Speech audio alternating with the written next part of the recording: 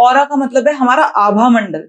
जैसे बच्चा बहुत ज्यादा रो रहा होता है तो हम उसकी नजर उतारते हैं, है ना।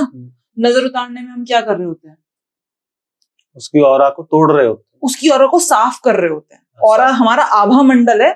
और जिस ऑरा जैसा कि हमारे देवी देवताओं के उस पे जो पीछे ऐसा गोल गोल बनाया जाता है, बिल्कुल बिल्कुल सही, ऑरा वही है। हम उनकी ऑरा इतनी स्ट्रांग होती है, इतनी स्ट्रांग होती है कि उनका वो दिखता है हमें, और वो दिखाया भी जाता है कि ये इनकी ऑरा है।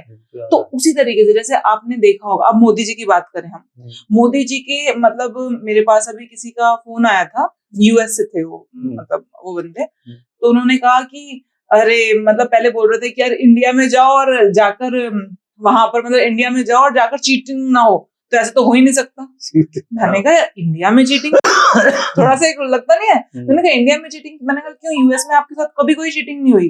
तो कहते नहीं नहीं हुई है, लेकिन इंडिया तो चीटिंग के नाम से ही वो है। मतलब मैंने कहा इसका मतलब जो वो बंदा जो आपको मिला जिसने चीटिंग की आपके साथ, वो इंडिया को रिप्रेजेंट करता है?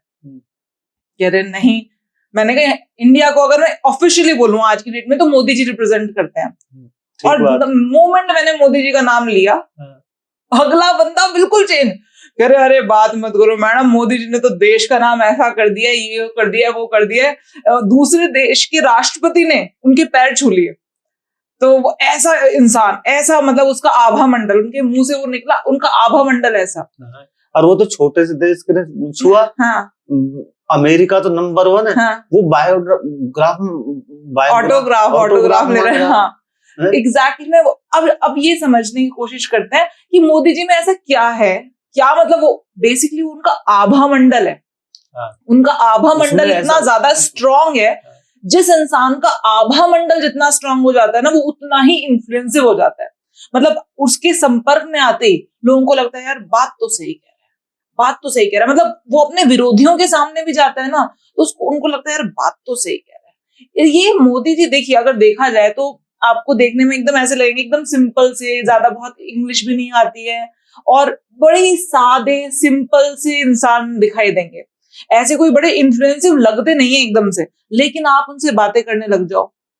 कुछ लोग बोलते हैं देहाती तरीके से बोलते हैं, लेकिन अगर वो देहाती तरीके से भी बोलकर पूरी दुनिया को अपना लोहा मनवा रहे हैं। और भारत में आज की डेट में मेरे जितने लोग हैं जो मेरे से बाहर दूर देशों से मेरे से जुड़े हुए हैं, वो सब लोग ये बोलते हैं कि मोदी जी ने भारत का जितना नाम बढ़ाया है ना, उतना आज तक कभी नहीं था। तो क्या है ऐसा उस इंसान के अंदर, अगर देखा जाए तो क्या है? और उसका आभा मंडल बहुत स्ट्रांग है। उनका आभा मंडल इतना स्ट्रांग है कि वो जब भी किसी के संपर्क में जाते हैं, या फिर ऐसा इंसान बहुत बड़े समूह को अपनी ओर आकर्षित कर सकता है। कहा जाता है कि वो 3 घंटे सोते हैं, 4 घंटे सोते हैं, वो योगा करते हैं, वो आज भी खिचड़ी खाते हैं। तो ये सारी चीजें ना, बहुत सारी चीजें ऐसी हैं जो हमारी आभा मंडल को सुरक्षित रखती हैं। जैसे हम ऑरा मंडल के ऊपर बात कर रहे हैं, हम कह रहे हैं ये ऑरा मंडल है। अब इस ऑरा मंडल तक पहुंचने के, हमारे ऑरा मंडल को बढ़ाने के, उसको मजबूत करने के, एकदम इतना मजबूत हो जाए कि वो लाखों लोगों को इन्फ्लुएंस कर जाए। ठीक है, कुछ लोग होते हैं उनका ऑरा मंडल ऐसा होता है कि वो 10-12 को इन्फ्लुएंस कर पाते हैं। कुछ लोग होते हैं जो हजारों को, कुछ लोग लाखों को, कुछ लोग करोड़ों को, कुछ लोग पूरी दुनिया को, और जिन लोगों ने पूरी दुनिया को कर दिया उनको हम राम जी बोलते हैं। एग्जैक्टली अगर देखा जाए तो राम जी भी बायोलॉजिकली पैदा हुए एक इंसान ही थे, लेकिन उन्होंने अपने कर्मों से, अपने हर चीज से अपने आभा मंडल को इतना ज्यादा स्ट्रॉन्ग कर लिया कि हमने कहा ये तो विष्णु अवतार है, ये नॉर्मल ह्यूमन बीइंग नहीं हो सकते हैं। अगर देखा जाए ना, आप देखेंगे हर, जैसे अब हम कृष्ण जी को मानते हैं, वो भी बायोलॉजिकली पैदा हुए एक इंसान ही थे, लेकिन इनका आभा मंडल इतना स्ट्रॉन्ग था कि करोड़ों लोगों ने उस समय पर बोला कि नहीं, ये नॉर्मल इंसान नहीं हो सकते भैया, ये तो विष्णु अवतार है। ठीक है, तो बिल्कुल मैं ये नहीं कह रही कि वो नहीं है, वो होंगे भी, लेकिन इसी तरीके से आप काफी सारे लोगों से ऐसे मिलते होंगे जिनको मिलकर आपको लगता होगा कि कुछ भी आप जो नहीं भी मानते हो ना, कई बार उस बात को भी मानने का मन कर जाता है कि इसका क्या है एग्जैक्टली। वो आभा मंडल कुछ ऐसा है उन लोगों का कि वो उनको खुद भी स्ट्रांग रख रहा है और उनके आसपास वाले लोगों को भी प्रभावित कर रहा है। अब तो जितना ज्यादा होगा एग्जैक्टली। तो वो आज हम लोग बात करेंगे कि उस आभा मंडल को कैसे बढ़ाया जाए। अब मुझे सिर्फ ज्योतिष की जानकारी है, तो मैं उसी के उसमें बताऊंगी कि किस तरह से आप किसी भी इंसान को, या कोई भी इंसान है जो इस धरती पर बायोलॉजिकली पैदा हुआ है, वो अपना आभा मंडल कैसे बढ़ा सकता है। अब आभा मंडल बढ़ने से आपको पता समझ में आ गया, हम लोगों ने जो डिस्कशन किया है उससे सब लोगों को समझ में आ गया होगा कि आभा मंडल बढ़ने के फायदे क्या क्या और आभा मंडल है क्या। आभा मंडल बढ़ने के फायदे, हमारा शरीर स्वस्थ रहेगा क्योंकि हमारा जो आभा मंडल है वहीं से बीमारी घुसती है शरीर के अंदर, और हमारा जितना हमारा आभा मंडल स्ट्रांग होगा उतना ही हमारा जो प्रभाव है, हम प्रभावशाली व्यक्ति कहलाएंगे। हमारा प्रभाव, चाहे हम कुछ भी बोल रहे हैं या कैसे भी बोल रहे हैं, हमारा प्रभाव दूसरे लोगों पर स्ट्रांग होता चला जाएगा। अब आप पैदा हुए एक अलग समय पर, एक अलग टाइम पर, कोई और पैदा हुआ किसी अलग समय पर, अलग टाइम पर, मैं पैदा हुई किसी अलग समय पर, अलग टाइम पर। क्या हम सबके लिए कोई एक चीज ऐसी हो सकती है जो हमारी आभा को बढ़ा दे? मुझे तो पता नहीं। देखिए, हो तो बहुत सारी चीजें सकती है। मैंने कहा ना कि वो एक पर्टिकुलर हमारा डेस्टिनेशन है। जैसे हमें यहाँ से कड़कड़डूमा जाना है, तो उसके लिए आपको ज्यादा पता है, आपको तो रास्ते रटे हुए हैं, ठीक है, लेकिन आप भी जानते हैं कि वो कड़कड़डूमा जाने के लिए हो सकता है 50 रास्ते हो यहाँ से, उसमें से 49 ना पता हो, मुझे एक ही पता है, लेकिन ये पता है कि हाँ, उसको करने से आभा मंडल 110% बढ़ता है और उसको हर कोई कर सकता है। मतलब आपको सिंपली क्या जरूरत है, आप अपना कोई भी, आप जो भी आपको जिस भी डेट को आप पैदा हुए हैं वो डेट डालिए, किसी भी एस्ट्रोलॉजी सॉफ्टवेयर में डालिए, जहां नहीं तो गूगल पे फ्री कुंडली लिखकर आता है, अपनी डेट ऑफ बर्थ डालिए, उसमें अपना टाइम ऑफ बर्थ डालिए, प्लेस ऑफ बर्थ डालिए, आपके सामने क्या आ जाएगा, एक कुंडली आ जाएगी। जैसे अब ये कुंडली आपके सामने खुल जाएगी। अब कुंडली में, जिसको थोड़ी बहुत भी नॉलेज है, हर किसी की कुंडली में 12 खाने होते हैं, ठीक है, और हर किसी की कुंडली में मंगल ग्रह होता है। मंगल है हमारी देहा, मंगल हमारी देह है। तो देह का मतलब हमारी देह का, हमारा आभा मंडल, हमारी देह जिससे स्ट्रांग रहे, और कहते हैं जिसकी लाठी उसी की भैंस, बेसिकली जिसकी देह में ताकत है। देह का मतलब यहाँ पर वो कहा गया है कि जिसकी आभा मंडल में ताकत है, दुनिया उसी के साथ है। तो जो मंगल है, मंगल अगर स्ट्रांग होगा तो हमारी देह मजबूत रहेगी। बेसिकली मंगल हमारी पूरी ऑरा को प्रोटेक्ट करता है, हमारे शरीर को प्रोटेक्ट करता है, हमारे आभा मंडल को प्रोटेक्ट करता है। इसीलिए मंगल आपकी कुंडली में जितने भी डिग्री पर हो सकता है ये 0 डिग्री का हो सकता है 1 डिग्री पर हो सकता है 2 डिग्री पर हो सकता है 4, हर प्लैनेट की डिग्री होती है। आप अपनी कुंडली में देखेंगे ना, तो हर प्लैनेट की कुछ डिग्री होती है। तो मंगल जिस भी डिग्री पर है, 0 से लेकर 30 डिग्री तक प्लैनेट चलता है, फिर वो अपनी राशि बदल लेता है। तो मंगल जब आप पैदा हुए होंगे किसी ना किसी एक डिग्री पर बैठा होगा उस समय। मान लीजिए एग्जाम्पल के तौर पे, मंगल अगर आपकी कुंडली में बैठा है 2 डिग्री पर, ठीक है, अब कोई और ऐसा प्लैनेट भी होगा आपके पूरे चार्ट में जो 2 डिग्री से जस्ट पीछे होगा। जैसे कोई प्लैनेट 1 डिग्री पर भी बैठा होगा। यहाँ पर जो हम चार्ट देख रहे हैं अभी फिलहाल, उसमें मंगल 5वीं राशि में, देखिए यहाँ पर जो मंगल है वो मंगल 5वीं राशि में है, उसके साथ मरकरी है और उसके साथ क्या है, सन। सूर्य, मरकरी और मंगल तीनों एक साथ 5वीं राशि में बैठे हुए हैं, ठीक है। यहां पर मंगल की डिग्री है 2 डिग्री, मरकरी की डिग्री है 0 डिग्री पॉइंट समथिंग, और सूर्य की डिग्री है 17 डिग्री, ठीक है। इसी तरीके से यहां पर मून, चंद्रमा और राहु बैठे हैं। चंद्रमा की डिग्री है 1 डिग्री और राहु की डिग्री है यहां पर 18 डिग्री। अब आप देखिए मंगल के पीछे, मंगल 2 डिग्री का है और चंद्रमा कितने डिग्री का है, 1 डिग्री का। तो यहां पर मैं क्या बोलूं, इस व्यक्ति के मंगल के पीछे कौन सा प्लैनेट है, मंगल के जस्ट पीछे कौन सा प्लैनेट है, ये पीछे होता है। डिग्री के वाइज देख रहे हैं अभी हम कुछ नहीं देख रहे कि कौन से घर में बैठा है, कहां बैठा है, कहां नहीं बैठा, हम केवल डिग्री वाइज देख रहे हैं। तो डिग्री कि पूरे इनका डिग्री क्या, डिग्री का फंडा नहीं समझ में आया। हर प्लैनेट की, जैसे वो तो मैं समझ गया, लेकिन इसमें जो हमें डिग्री कहाँ से नापी जाएगी, कहाँ से? अब वो तो आप जो सॉफ्टवेयर देख रहे हैं ना, उसमें आपको करी कराई मिलेगी। तो लेमैन का क्वेश्चन, हाँ, लेमैन का क्वेश्चन है कि वो तो आपको करी कराई मिलेगी। वो डिग्री तो आपको जो भी आप सॉफ्ट, जैसे आप एस्ट्रोसेज भी देखते हैं ना, जो सबके लिए फ्री है, तो उसमें भी आप नीचे देखेंगे तो आपको डिग्री दिखाई देंगी कि हर प्लैनेट की ये डिग्री है। आप जब पैदा हुए तो मंगल इतने डिग्री पर था, तो ये सब दिखाई देगा। अब मंगल के ठीक पीछे जिसकी डिग्री है जिस भी प्लैनेट की डिग्री मंगल के ठीक पीछे, अब जैसे यहाँ तो आपको 1 डिग्री और 2 डिग्री मिल गया, हो सकता है किसी की चार्ट में मंगल 17 डिग्री पर बैठा हो और जो उसके ठीक पीछे हो, मतलब वो 2 डिग्री का हो, 2 डिग्री से लेकर 17 डिग्री तक के बीच में कोई और प्लैनेट ही नहीं है, तो मंगल के पीछे जो प्लैनेट होगा वो क्या हो गया, वो प्लैनेट जो उसके पीछे है। कहने का मतलब है जो प्लैनेट उसके पीछे है। तो अब यहां पर जैसे हम इस केस में देखते हैं, इस व्यक्ति का मंगल के पीछे मून है। अब इस व्यक्ति का अगर मंगल के पीछे मून है तो हम क्या बोलेंगे, इसको अपना आभा मंडल बढ़ाने के लिए क्या करना चाहिए?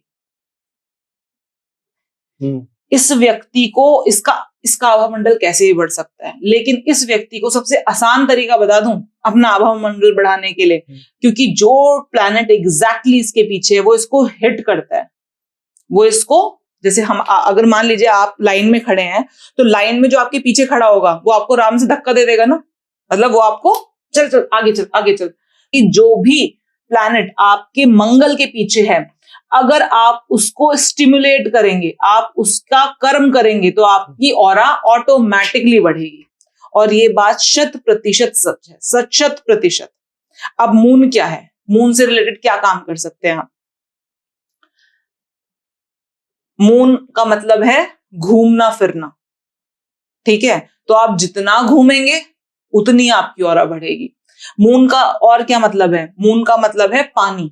आप पानी पिएंगे, आपकी इस व्यक्ति की पानी पिएगा, इसकी ऑरा बढ़ेगी, ठीक है? इस व्यक्ति को अगर आप मून का मतलब चंद्रमा का गायत्री मंत्र 108 बार करने को कह दें, इसकी ऑरा बढ़ेगी। गायत्री मंत्र मैंने इसलिए बोला क्योंकि जब भी हम गायत्री मंत्र सिर्फ सूर्य का नहीं होता, हर प्लैनेट का गायत्री मंत्र होता है, और गायत्री मंत्र का कभी भी कोई नेगेटिव इफेक्ट नहीं होता। जैसे मान लीजिए मून अगर किसी गलत घर में बैठा है किसी के, तो वो अगर मून का बीज मंत्र करेगा, चंद्रमा का बीज मंत्र, तो कई बार नेगेटिव इफेक्ट आ सकता है, लेकिन गायत्री मंत्र सारे नेगेटिव इफेक्ट्स को काट देता है। और अगर 108 बार गायत्री मंत्र कर लिया चंद्रमा का इस व्यक्ति ने, तो इसकी ऑरा बढ़ना शुरू हो जाएगी। लोग इसकी बातें सुनना शुरू कर देंगे, लोग इसको मतलब इंपॉर्टेंस देना शुरू कर देंगे, इसकी खुद का शरीर ठीक रहना स्टार्ट हो जाएगा। ये मून का मतलब है आप घूम रहे हो, क्योंकि मून चंद्रमा है, चंद्रमा की जितनी रिलेटेड एक्टिविटीज हैं, पानी में जा रहे हो, घूम रहे हो, गायत्री मंत्र का पाठ कर रहे हो, सफेद कपड़े पहन रहे हो, वो सारी चीजें किसको धक्का मार रही हैं? वो सारी चीजें धक्का मार रही हैं आपके ऑरा को, आपकी पर्सनैलिटी को, बढ़ती चली जाएगी। मंगल को, हाँ जी, मंगल को। तो आपकी, अब मान लीजिए आपके, तो यहाँ तो चलो मून मंगल की बात हो गई, अगर किसी का केतु मंगल है तब है, तो केतु को स्टिमुलेट कैसे करें?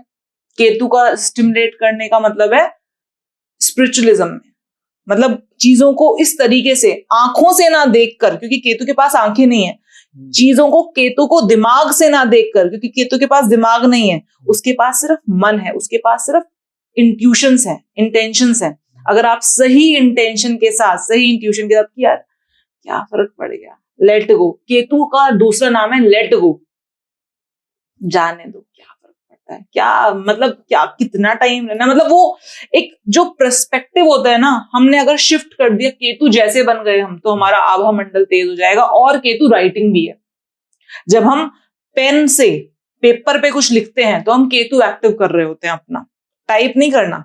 अगर आपका मंगल के पीछे केतु है तो ऐसे इंसान को हम क्या बोलेंगे? आप लिखो, बस लिखते चले जाओ, लिखते चले जाओ, लिखते चले जाओ, जितना आप लिखोगे उतना केतु एक्टिव हो जाएगा, केतु एक्टिव होगा और आपका आभा मंडल बढ़ता चला जाएगा, बढ़ता चला जाएगा। लेकिन अभी कई बार ना मुझे कुछ लोग मिलते हैं कि मैम क्या करें, शाम को पूरा, रात को पूरा अपने दिनचर्या लिख लें, तो मैं बोलती हूँ दिनचर्या लिखने का आइडिया तो बहुत अच्छा है, लेकिन अभी पता है इसमें क्या फ्लॉ करोगे आप लोग? ये फ्लॉ करोगे कि आप ना उसमें नेगेटिव चीजें भी लिखना स्टार्ट कर दोगे कि आज तो ऐसा हो गया, आज तो बहुत बुरा दिन था, मेरे बॉस ने मेरे साथ ऐसा कर दिया, नेगेटिव चीजें भी लिखनी स्टार्ट कर दोगे। और लिखना, हमारे ब्रह्माक्षर होते हैं ये, जिनका मंगल के पीछे केतु, उनके ब्रह्माक्षर हैं, वो जैसा लिख देंगे वैसा परमानेंट है, वो फिर वो हटेगा नहीं, मिटेगा नहीं। तो इसीलिए पूरे दिन की दिनचर्या लिखिए, लेकिन उसमें से वो कौन सा पक्षी होता है जो जिसके सामने दूध रख दो तो वो सिर्फ दूध पी लेता है और पानी छोड़ देता है? हंस। तो हंस के जैसे लिखना है शाम को, कि जो जो चीजें अच्छी हुई हैं, अब कोई इंसान ये भी कह सकता है मेरे साथ तो पूरे दिन में कुछ अच्छा ही नहीं हुआ। अच्छा तो ये भी है कि मैं आज जिंदा हूं, आज मैंने पूरे दिन मैंने सांस ली है कि नहीं? मतलब हमें इससे बड़ी अच्छाई क्या होगी? भगवान ने आज की भी जिंदगी दी है मुझे और मैंने पूरे दिन सांस ली है और पूरे दिन सांस आई है, बिना हॉस्पिटल में अपने घर में बैठा हूँ। अच्छा तो ये भी हो सकता है ना, ठीक है? तो कुछ भी है, आपको जो चीज अपनी लाइफ में लगता है कि हाँ ये तो गिफ्ट मिला है मुझे जो बाकी लोगों के पास नहीं है और मेरे पास है, ये भी तो हो सकता है ना कि हाँ थैंक यू भगवान, 2 हाथ दे रखे हैं। बहुत लोग तो ऐसे हैं जिनको आपने हाथ भी नहीं दे रखे। चलो मेरी तो आंखें तो हैं। बहुत से लोग कहते हैं कि जो हाथ की लकीर है हाँ, उनमें भाग्य होता है, और जिनका हाथ बचपन में यहाँ से कट गया उनकी तकदीर उनका भाग्य यहाँ नहीं होता, वो तो यहाँ से पढ़ा जाता है। भाग्य तो सबका होता है, ठीक है? वो तो पढ़ने का तरीका है यहाँ से, ठीक है? जैसे कुछ लोग कहते हैं कि ज्ञान केवल किताबों से आता है, नहीं, किताबें तो सिर्फ पढ़ने का तरीका है, नहीं तो ज्ञान तो उसको भी होता है जिसने पढ़ाई नहीं की है, और हो सकता है उससे ज्यादा हो जिसने खूब पढ़ाई की है। ज्ञान तो कबीरदास जी को भी था, ज्ञान तो कबीरदास जी को भी था, पढ़ना ही नहीं तो आता था। भाग्य लकीरों में नहीं है, ये तो केवल पढ़ने का तरीका है, ठीक है? तो हम यही बात कर रहे हैं कि अपने उस प्लैनेट जो मंगल है, मंगल की ठीक पीछे आपकी कुंडली में जो प्लैनेट है उसको अगर आप स्टिमुलेट करोगे, आप अपनी आभा में एक अलग तरीके की रौनक पाओगे। लोग सुन रहे हैं, लोग आपके अपने शरीर में एक मजबूती मिलेगी, और ये 100% 100% की बात है और ऐसा होता है। अब आप बोलेंगे अब ऑरा को कैसे नापें, ये तो समझ में नहीं आता कि ऑरा को कैसे नापे, लेकिन पैसा तो नाप सकते हैं। नहीं, ऑरा का क्या स्टैंडर्ड स्केल है? स्टैंडर्ड स्केल है, किस स्केल से तो नाप रहे हैं? बिल्कुल बिल्कुल बिल्कुल, ये बातें हो सकती है कि भाई अब ऑरा बढ़ी कि नहीं बढ़ी कैसे पता चलेगा? सब ऑल्दो आप करके देख लो, ये मैं राइटिंग में दे सकती हूँ, स्टाम्प पेपर पे, गारंटी पेपर पे साइन करके कि ऐसा होता है, लेकिन तब भी चलो पैसे को मापने का तो फिर भी एक मेजर है आपके पास कि अभी कुछ दिन पहले मेरे पास एक मतलब लेडी आई थी, उनका ये था कि पैसे नहीं आ रहे हैं, बहुत टाइम हो गया, मतलब ना कुछ काम चल रहा है ना कुछ पैसे आ रहे हैं, बहुत प्रॉब्लम में है। जैसे कि मंगल देह कारक है वैसे ही शुक्र क्या है? मंगल देह कारक है। हाँ, शुक्र पैसा है, शुक्र लग्जरी है, पैसा है, वाइफ है, वाइफ ये सुना था ब्याह जल्दी हो जाता है। लेकिन वीनस शुक्र का मतलब वो है जो मटेरियलिस्टिक लाइफ में आपको जरूरी है। पैसा तो मटेरियलिस्टिक लाइफ के लिए जरूरी है ना, ठीक है? अगर आपने संन्यास लेना तो पैसे की कोई जरूरत नहीं है, लेकिन वीनस वो सारी चीजें हैं, ऐशो वो सारे आराम है, वो सारे सुख हैं जो आप हर इंसान इस कलयुग में भोगना चाहता है। और वो सारे सुख कैसे मिलते हैं? पैसे की मदद से। तो वीनस क्या है? एक तरीके से पैसा है। तो हमने एस्ट्रोलॉजी में वीनस को पैसा माना। अब आप किसी की भी कुंडली में उठाकर वीनस के एग्जैक्ट पीछे वाला जो प्लैनेट है ना उसको पकड़ लो और उसको स्टिमुलेट कर दो। अब जो ये लेडी आई थी मेरे पास, उनकी जो कुंडली थी उसमें शुक्र के ठीक पीछे मंगल था। मंगल, तो अब मंगल को स्टिमुलेट कैसे किया जाएगा कि मंगल के कार्य करो कि शुक्र अपने आप एक्टिव हो जाएगा। क्या करे? मंगल क्या है? मंगल हमारी देह है, तो मतलब देह से कुछ काम करो, देह को जिम में लगाओ, जाओ जाके डंबल उठाओ, देह से काम कराओ, देह को जितना एक्टिव करोगे। उनको मैंने बोला मंगल गर्म है, ठीक है, तो गर्म पानी पियो। मैंने उनको बोला कि आप नीचे जमीन पर बैठ के खाना खाओ।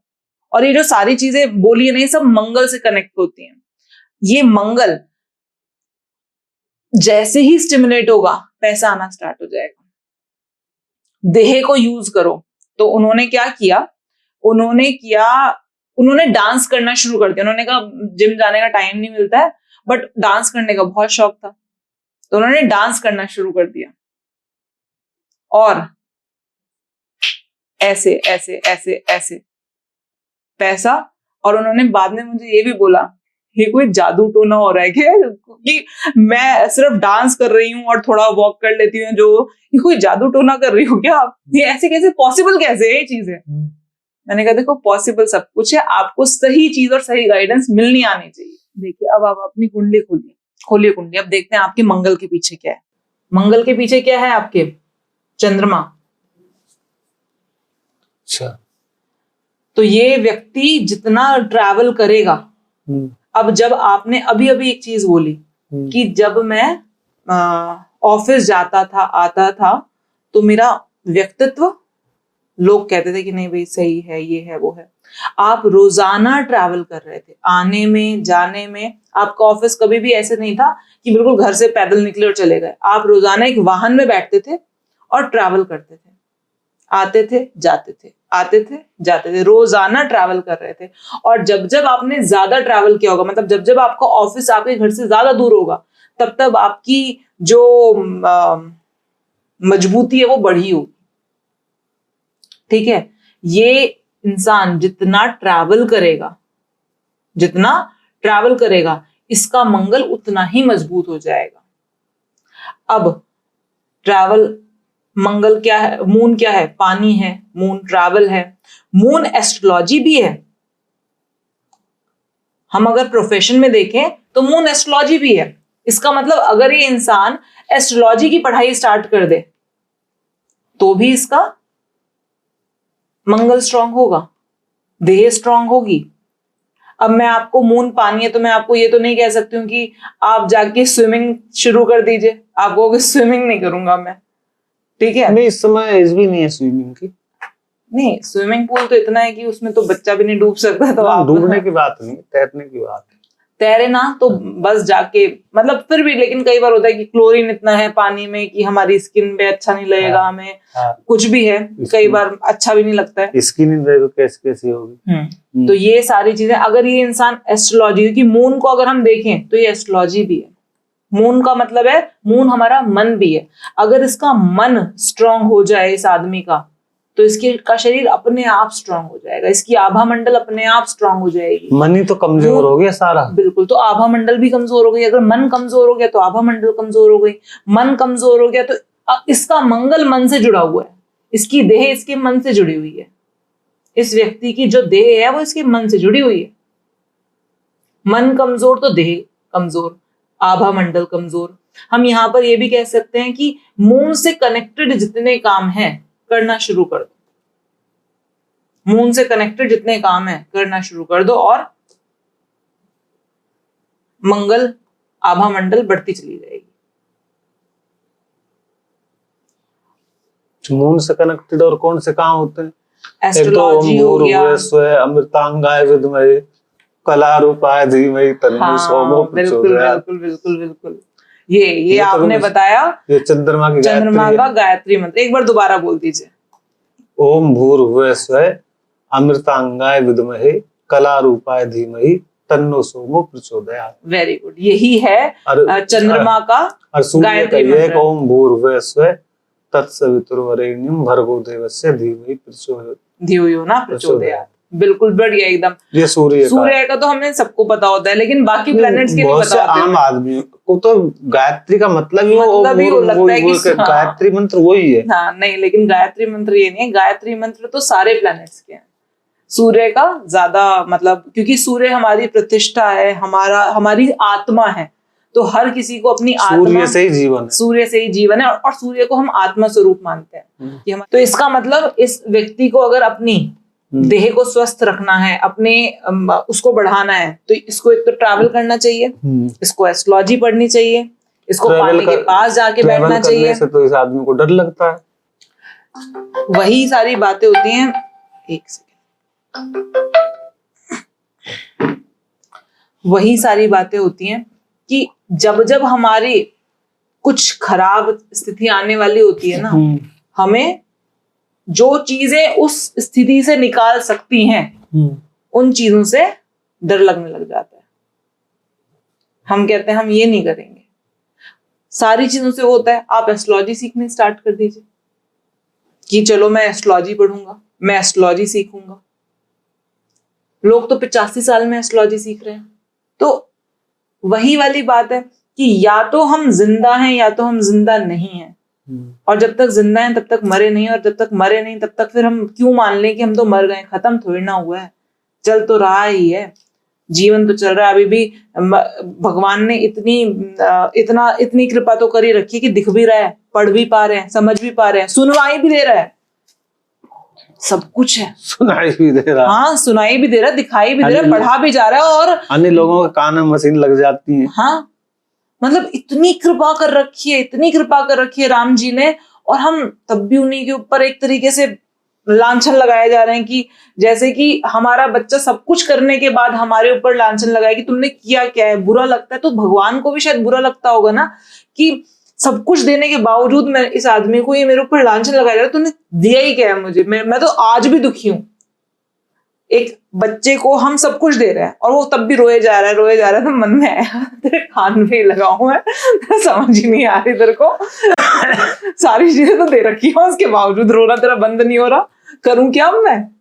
तो कहीं ना कहीं अगर हम कहें राम जी को भी ये लगता होगा सब कुछ दे रखा है इसको, इसके हाथ ठीक चल रहे हैं, इसके पैर ठीक चल रहे हैं, इसका दिमाग अभी सही चल रहा है, सुनाई इसको दे रहा है, दिखाई इसको दे रहा है, बोल ये पा रहा है, पैसे इसके पास है, रोटी इसको मिल रही है, उसके बावजूद भी रोजाना बोलते हैं मैं बहुत परेशान हूं। अगर ये बात सचमुच में समझ में आ जाए ना तो लगेगा कि हाँ बात तो सही है। कोई भी इंसान जिसके दोनों हाथ पैर चल रहे हैं, दुखी वो है जिसके हाथ पैर नहीं चल रहे। कोई भी इंसान जिसके दोनों हाथ पैर चल रहे हैं, आंख जिसके पास है, कान जिसके पास है, खाने को 2 रोटी मिल रही है, वो कहते हैं मैं दुखी हूं,